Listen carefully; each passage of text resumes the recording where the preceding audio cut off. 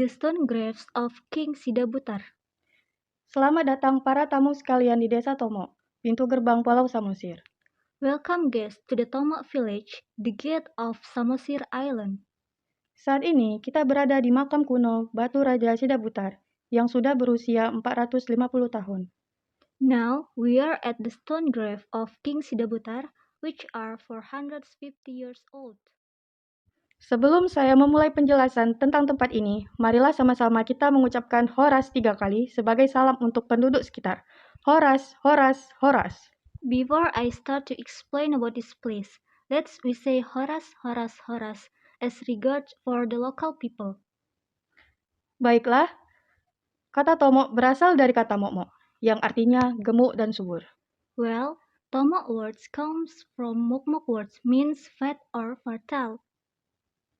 Dahulu kala, sekitar abad ke-15, desa ini terkenal dengan desa yang subur, dipimpin oleh seorang raja yang bijaksana.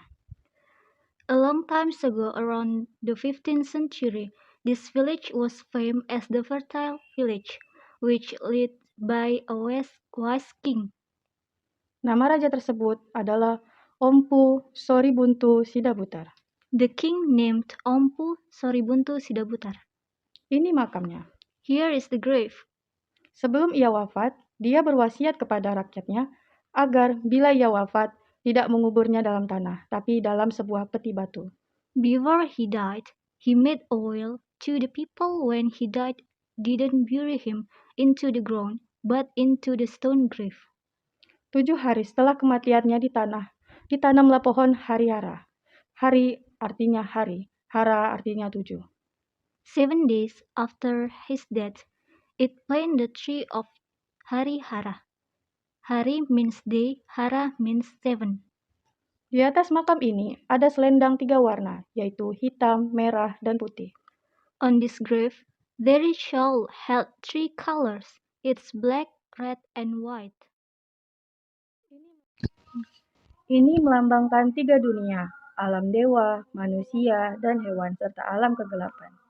Atau Banua Ginjang, Banua Tonga, dan Banua Toru.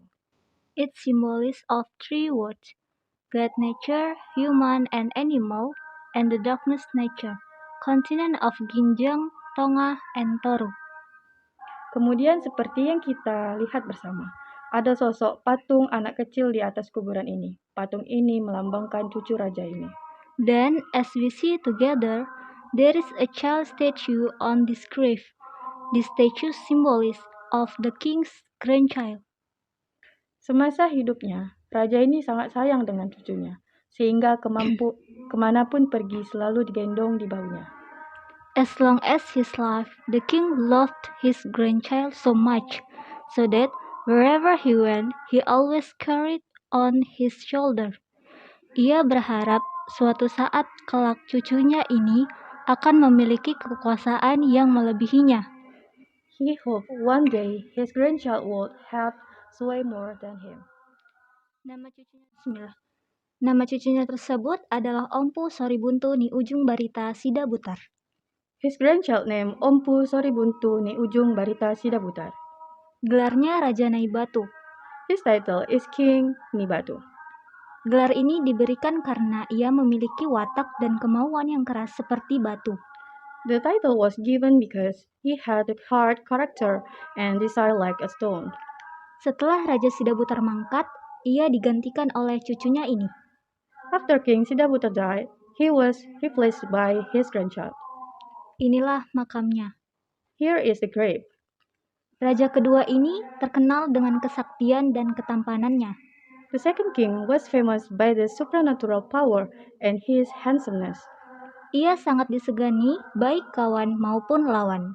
He was very respected with friends or opponents. Semasa hidupnya, dia tidak pernah memotong rambutnya yang panjang karena itu letak kesaktiannya.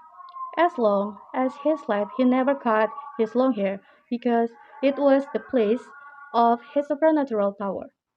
Dan apabila ia berhasil membunuh musuhnya, ia akan menyapukan darah musuhnya ke muka dan rambutnya yang panjang, sehingga bertambahlah kesaktiannya. And if he started to kill his enemy, He would wiped his enemy's blood to his face and long hair, so that his supernatural power being increased. Di bagian bawah makam ada ukiran patung pria memakai peci. Underside the grave, there is carved of man statue wore the skull cap. Ini melambangkan Tengku Moh Said dari Aceh. It symbolizes Tengku Moh Said from Aceh. Beliau diutus Sultan Aceh untuk menyebarkan agama Islam ke tanah Batak, namun gagal karena pengaruh kepercayaan Parmalin sangat kuat pada masa itu. He was sent by Sultan Aceh for spreading Islamic religion to Batak region, but he failed because the impact of Parmalin faith was very strong at the time. Akhirnya, beliau bersahabat dengan Raja Naibatu dan diangkat sebagai panglima perang kerajaan. Finally, he made friends with the King Naibatu and appointed as the royal warlord. Di bagian belakang makam terdapat patung wanita membawa mangkuk di kepala. Behind the grave, there is the statue of woman broke a bowl on the head. Ini adalah Anting Malela, Boru Sinaga kekasih raja, wanita tercantik di Pulau Samosir. This is Anting Malela Boru Sinaga, who beloved of the king, the most beautiful woman of the Samosir Island. Namun sayang, di hari pernikahan mereka, tiba-tiba Anting Malela berubah pikiran menolak sang raja untuk menjadi suaminya. But unfortunately, on their wedding day, suddenly Anting Malela changed her mind to refuse the king for being her husband. Ternyata ada raja lain yang diam-diam jatuh hati dan mengirimkan guna-guna kepadanya. Actually, there is another king who falling in love and sent witchcraft to her. Raja Naibatu merasa malu dan murka di depan para undangan. The king Naibatu felt ashamed and angry in the front of the guests. Dengan kesaktiannya, dia berusaha menyembuhkan Anting Malela. By his supernatural power, he tried to cure Anting Malela. Karena ada dua kekuatan, yaitu hitam dan putih dalam tubuh Anting Malela, akhirnya menjadi gila. Because there were two power, black and white, in Anting Malela's body, finally was being crazy. Anting Malela lari ke hutan dan tak ada yang tahu kemana rimbanya. Anting Malela ran to the jungle and nobody knew where she went. Thank you. Yes.